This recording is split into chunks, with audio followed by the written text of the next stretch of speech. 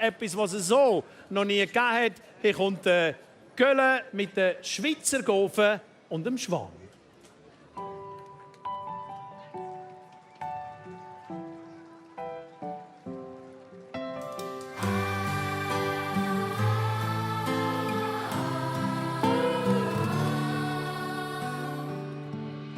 Spangen im Mauer, Blauen im Gesicht, Zöpfli und schlecht im Turnunterricht.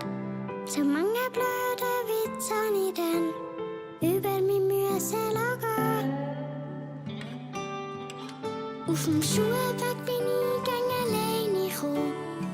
Und gegen wenn sie mich hören genommen, habe ich die Geschichte erzählt vom grauen Enteli. Und was es dann später war.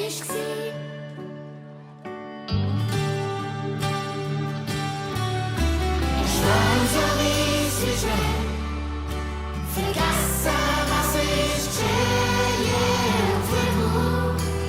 Tragen sie so weit, wo es keine Grenzen mehr gibt. Ein Schwan so weiss wie Schnee. Vergessen, was ist geschehen und für wo. Tragen sie so weit, wo es keine Grenzen mehr gibt. Für den Schwan so weiss wie Schnee.